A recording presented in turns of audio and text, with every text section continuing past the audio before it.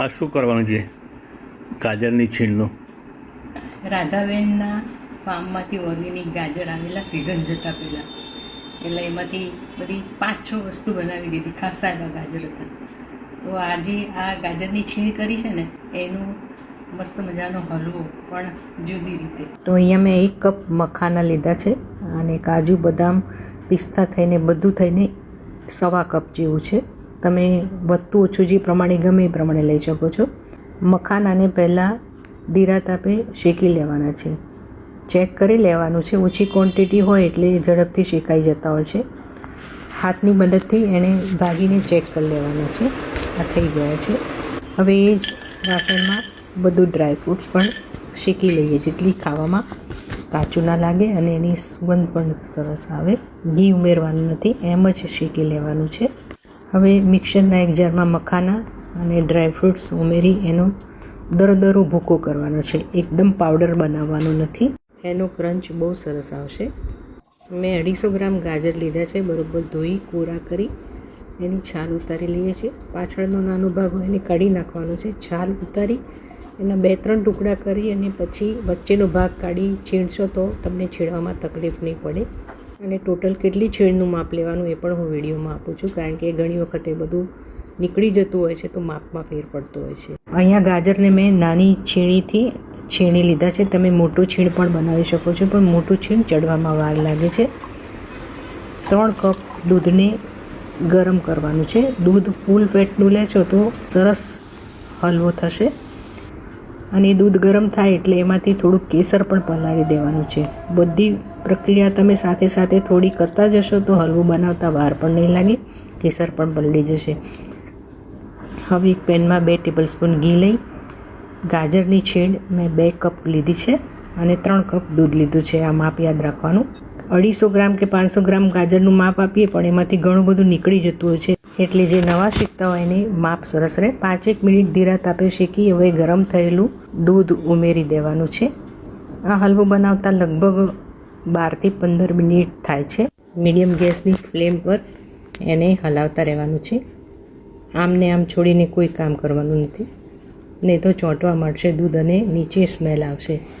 આરોગ્ય માટે super food એટલે મખાના, એને ફોક્સ નટ્સ કહેવાય છે, અને જેમાં રહેલા પ્રોટીન, ફાઇબર ને મેગ્નેશિયમ શરીરને અનેક રીતે ફાયદો પહોંચાડે છે. બાળકો સીધા મખાના ના ખાય તો તમે આ રીતે ઉમેરી શકો છો.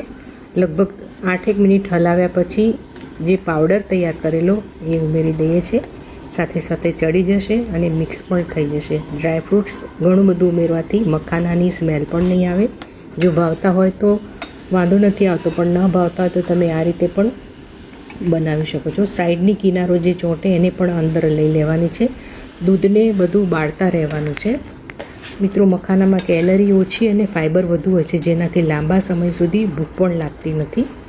તો જોઈ શકો છો કે હવે આ દૂધનો ભાગ પણ બળી ગયો છે. એમાં લગભગ 1 કપ જેવી મેં ખાંડ ઉમેરી છે. ખાંડનું પાણી બળે ત્યાં સુધી હલાવવાનું છે. જો તમને ખાંડ વધુ ખાવી હોય તો ચાખી લેવાનું. મિક્સ થઈ જાય પછી તમારે ઉમેરવી હોય તો ઉમેરવાનું. અહીંયા મેં મિશ્રી લીધી છે. તમને ખાંડ ભાવતી હોય તો ખાંડ પણ ઉમેરી શકો છો. કન્ડેન્સ મિલ્ક કે મિલ્ક પાવડર કે માવો કશું જ ઉમેર્યું નથી. હવે આવા પરપોટા થવા માંડે એટલે કેસરવાળું દૂધ પણ ઉમેરી રહીએ એટલે દૂધનો ભાગ પણ બળી જાય. સ્ટેપ બાય સ્ટેપ તમે કોઈ પણ વસ્તુ બનાવશો તો એ ખાવામાં પણ સારી લાગશે અને વાર પણ નહીં લાગે. ઇલાયચી પાવડર ને જાયફળ પાવડર થઈ જવા આવ્યો છે. આ પરપોટા થાય એટલે સમજી લેવાનું કે હવે બાકીનું દૂધ બધું બાળી નાખવાનું છે. મિક્સ કરી લઈએ છીએ અને લગભગ 5-1 મિનિટ પછી ઘી છોડવા માંડ્યું છે પેન. તમે સતત હલાવશો તો પેનમાં પણ નહીં ચોંટે. હવે ઉપરથી લસ્ટર માટે થોડુંક ઘી ઉમેરીએ છીએ.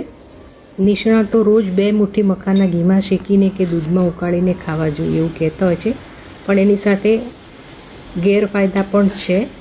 તો મિત્રો, આ હલવો તૈયાર થઈ ગયો છે. તમે જોઈ શકો છો કે પેનમાં ઘી છોડી દીધું છે અને છેલ્લે હવે દ્રાક્ષ ઉમેરવાની છે, જેથી કરીને ગરમમાં જ દ્રાક્ષ સરસ મજાની શેકાઈ જશે.